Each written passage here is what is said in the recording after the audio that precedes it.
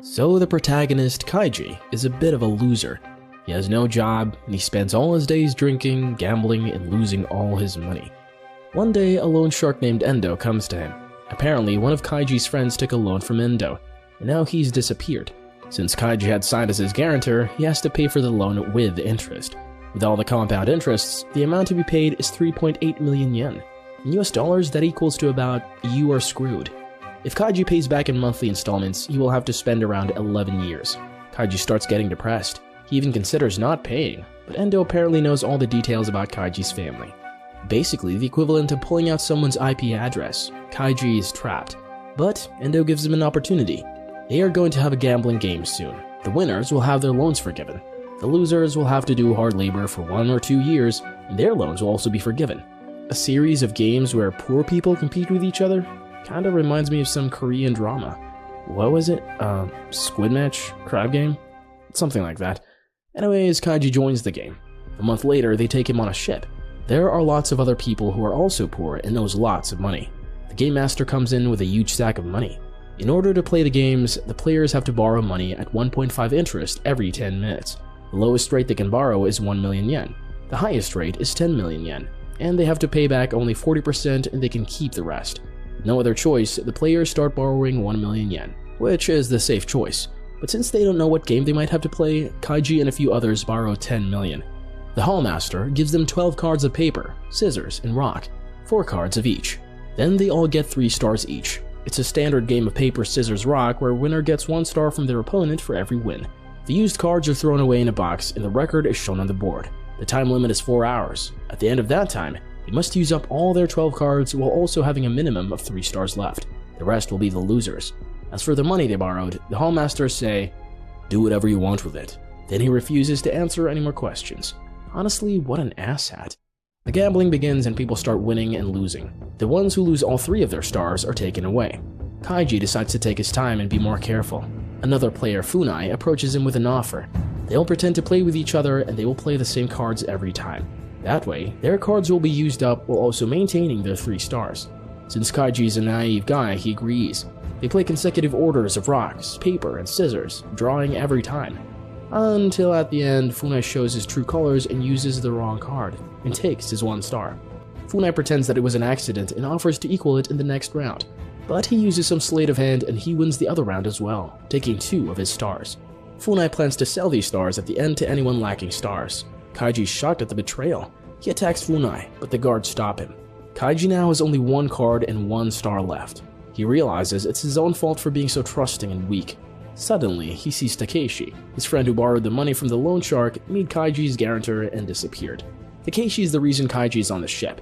He follows Takeshi, who has 1 star and 4 cards left. Kaiji also meets Ando, who has 2 stars but no cards. The 3 of them unite together to gather the needed stars. But Ando is a fool. He borrows one of Takeshi's cards and goes to play. Kaiji tries to stop him, but he plays and loses. Now he has only 1 star left. Despite this obvious treachery, Kaiji does not abandon him, as there is no benefit in that. Now they have a total of 4 scissor cards and 3 stars left, and they have 2.5 hours left. Suddenly, Kaiji comes up with an idea. They find a man who has 7 cards left and also uses rock and scissors. Judging from his happy expression, his cards are probably balanced. 2 rocks, 2 scissors, and 3 papers. It's a huge risk, but Kaiji challenges him. In the first round, it goes as expected. The man uses his extra paper card and Kaiji wins. The man gives 1 star. The second round, the man puts a rock and Kaiji loses the other star. Since Kaiji used 2 straight scissors, the man thinks that Kaiji has a balanced deck. He thinks that Kaiji has rock and paper left, so he puts down paper. But of course, Kaiji's deck is unbalanced. He uses scissors and he wins. The man gets angry. Now he thinks that Kaiji has rock left, so he puts paper. But Kaiji wins it back to back. Kaiji now has 3 stars. Now Kaiji can just run away. But he's a good guy. Now they need another 4 stars, but they have no cards to play with. Disposal of cards is not allowed, as they disqualified a man who tries to throw his cards away. But transfer of cards is allowed. They have 14 million yen, but no one will sell 4 stars for only that much, and they only have 2 hours left now. Since the number of remaining rock, paper, and scissor cards are displayed, Kaiji has an idea. If they buy lots of rock cards, then they can use them when everyone else's paper card runs out. But they have to be careful so as to not let anyone know. They secretly buy the entire decks of several players at a total cost of 8 million yen. Then they wait for the cards to play out. Meanwhile, the Hallmaster sits with an old man. The old man laughs at Kaiji for trying to beat the system. Suddenly, something goes wrong. The scissors cards start decreasing rapidly, in pairs. Meanwhile, the number of paper cards are not decreasing at all. Kaiji realizes that someone else is also hoarding the paper cards like they're hoarding the rock cards. This is why the scissors cards are being used together and being drawn. Being scared that the rock cards will be useless, Takeshi and Ando become impulsive and use their cards, and as expected, the idiots lose 1 star each. These guys who hoarded the paper cards apparently targeted Kaiji's group. Their leader, Kitami, admits that Kaiji's plan was well thought out and he respects Kaiji, so Kitami offers to sell 1 star but for 5 million. But Kaiji refuses it, and instead, he challenges Kitami for 1 round. Kitami agrees, but Kaiji knows that if he loses, then he will be taken away anyways. So he asks Kitami to bet 3 stars in this one single round, putting his own star along with Takeshi and Ando's star on the line. Takeshi and Ando start losing their minds, and they refuse to wager their stars. They only have 45 minutes left, so Kaiji threatens to give the remaining 6 million yen to Kitami if these 2 idiots don't agree with his plan. They begin their match. With their lives on the line, the match begins. But then Kaiji reveals everything that he planned. Apparently, when Kitami first came to tease them, he accidentally told them that the next match would be their last. This meant they have 1 fixed extra card remaining for the end, and the rest are the same cards that they will draw with each other. Using basic calculations, Kaiji realized that their extra card is papers, so Kaiji uses scissors. And just like that, they win 3 stars in 1 stroke. Once that is done, Kaiji decides to take it to the next step and buy paper cards as well. With half an hour left, they buy up 20 paper cards. Kaiji goes to Kitami, whose friends have abandoned him, and advances to the higher room. Now he has no one to draw all the paper cards that he has hoarded. Kaiji buys all those cards for a cheap 2 million. Kitami reluctantly sells them and advances to the next room. Now Kaiji's group has 30 rocks, 5 scissors, and 34 papers. Then they wait for everyone else to only have scissor cards, so they can defeat them using the rock cards. Just then, Funai, the man who first scammed Kaiji, comes to him. He has collected 8 stars in total. Funai knows that Kaiji is hoarding cards. Funai asks him for some cards to play against some weak opponents. He's collecting stars to sell them at huge prices in the end. In return, he offers one of his stars to Kaiji as a guarantee to advance to the upper level. He tells him to ditch Takeshi and Ando, but Kaiji pushes him away. Kaiji and the group wait until the other people's cards come down to 3. With less than half an hour remaining, they go to challenge other players. But everyone is too suspicious to play. Many people bought cards and that information has been passed around. Suddenly, Funai gets in front and suggests everyone collect, shuffle, and redistribute their cards. That way, they all get a restart and no one can guess what cards they have. Everyone joins in the fun. With the fear of having their cards known, Kaiji has no choice but to give up his hoarded cards and join Funai's devious plan. They have 15 minutes left. They give all their 69 cards to the circle. Funai shuffles the cards and distributes them according to the same number they had before. Kaiji and his gang quickly count their cards and make calculations. According to their own cards and the ones on the display, the cards that the other people have must be 2 rocks, 2 scissors, and 0 papers. The 2 rocks and 2 papers are distributed amongst Funai and 3 other men, meaning they all have 1 each. Kaiji challenges one of the men, but Funai stops him, reminding him that Kaiji has lots of cards and he would beat him. Kaiji gets angry and attacks Funai, but the weasel escapes. Since Funai was confident in beating other people, then he must have used some trickery when distributing the cards. Kaiji lays out all the suspicious things that Funai did when shuffling and distributing the cards, including marking some cards with scratches. Hearing the facts, everyone refuses to play with him. Kaiji correctly guesses that Funai has a rock card and he also has no way of getting rid of it. The 3 others are not playing because they know they have 2 scissors and 1 rock amongst themselves. Since time is running out, Kaiji makes them an offer. He'll put 3 cards in front of them and they can choose what card Kaiji will play. Since they have no other choice, they do it. It becomes a game of pure luck. The first guy plays scissors and chooses Kaiji's card, which is rock. He loses. The second guy plays rocks and chooses Kaiji's card, which is scissors. He wins. The third guy has scissors, and Kaiji's remaining card is paper. He also wins.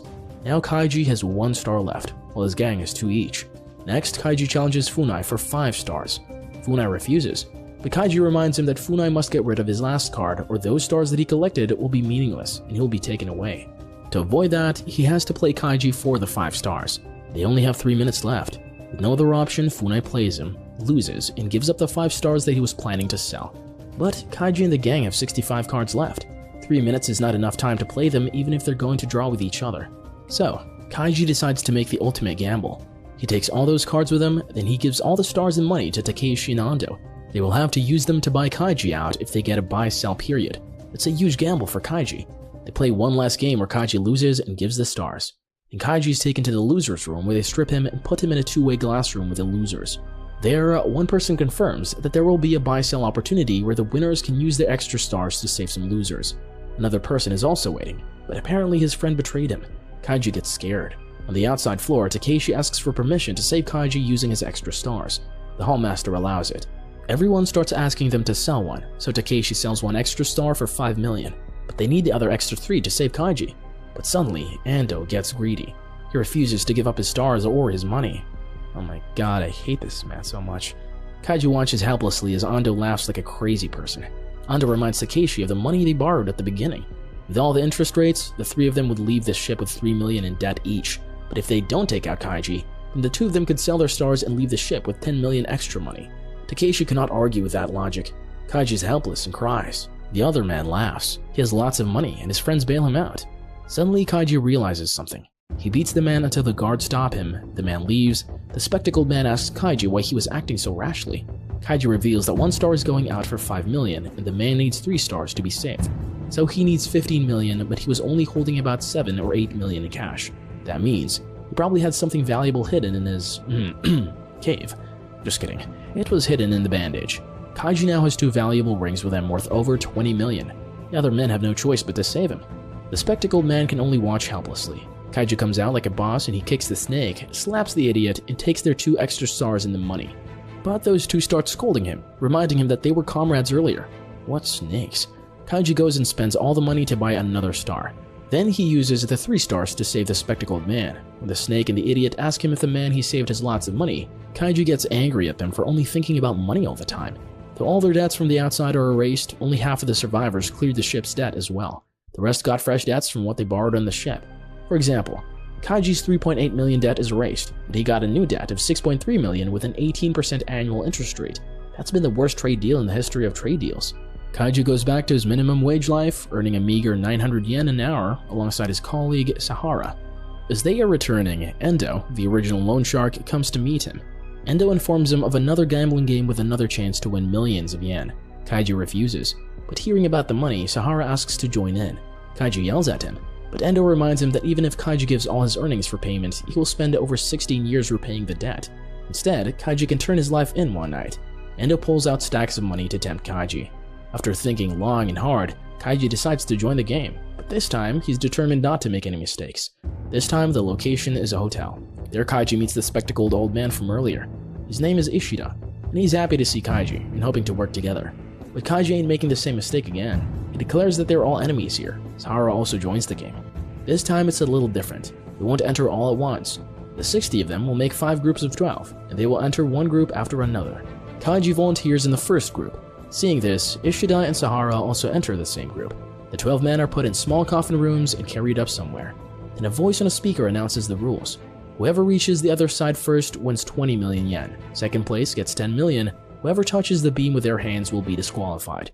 When the cover is lifted, they're revealed to be in a high and dangerous place with a beam before them. Below them, lots of rich people have placed bets on them while eating and drinking rich food and drinks. They're treating our contestants like racehorses. One of the men starts walking, but he falls and breaks his bones. The rich people only laugh at them. Kaiji starts walking, but there is one person in front of him. The rich people yell at him to push him. Just then, a third person starts walking behind him. On top of that, the beam gets narrower. Now Kaiji has to push the man in front or he'll be pushed by the one behind him. In other beams, the contestants push the ones before them while being filled with guilt. Pushed or be pushed. This is how real life is. But Kaiji gathers his character and yells out that he won't push even if he'll be pushed. The other behind Kaiji gets desperate, and they struggle on the beam. They fall but regain their balance. In the scuffle, all 3 of them touch the beam, meaning they are disqualified. Meanwhile, Sahara comes first and Ishida comes second. After the race, Kaiji wonders if he made the right choice. They watch other groups return. The 5th group had only 1 survivor. The 1st and 2nd are given a strange ticket to cash in their prize. Since Group 5 has only 1 survivor, there is still 1 ticket left. Anyone who is disqualified can play for it. They're taken to meet with the Hallmaster. The Hallmaster explains that there are only 2 hours left for the ticket to be cashed in. In order to do that, they will have to cross a tightrope across 2 really tall buildings. Sahara gets angry. The Hallmaster gets even angrier and he gives a long speech about society and money, whatever. Kaiji also joins to claim the last remaining 10 million yen ticket. The Hallmaster accepts him but gives one final warning. The beam is electrically charged, so if anyone touches it with their bare hands, they will be electrocuted. And just like that, the final part of their dangerous game begins. 2 of the previous winners back out, so the Hallmaster gives their tickets to the others who lost in the previous game. Since all 10 of them can win the money, there is no need to compete against each other. Kaiji draws lines in the people's shoes so that they can align it with the line on the beam for better balance. Then he gives a motivational speech to go and grab success. Kaiji is becoming a real leader out there. Seeing this sense of comradeship and motivation, the Hallmaster laughs. He knows that they're really afraid deep down. He reminds them that they have only 1 hour left to claim the tickets and win the money. So the men divide into halves and start crossing the 2 beams. On the way, Kaiji almost slips. Because of this near-death experience, he starts to get really scared and he starts trembling. But he regains his composure. But another man starts hallucinating that he's being pushed by a strong gust of wind.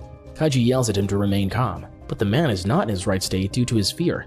He starts reaching down for support. Sahara, who is behind, cannot risk touching him. The man grabs the beam for support and he gets electrocuted, and he falls to his death. Meanwhile, some ultra-rich people can be seen watching the whole thing while they dine and wine in an expensive place. Another man gets terrified and runs away, but he loses his balance and also falls to his death. Back-to-back 2 deaths, and the rest of them start losing their composure. Everyone starts panicking while crying loudly. Kaiji yells at them to calm down, but it's of no use. And now they have only 45 minutes left. That's it for part 1. Link to part 2 will be on the pinned comment down below.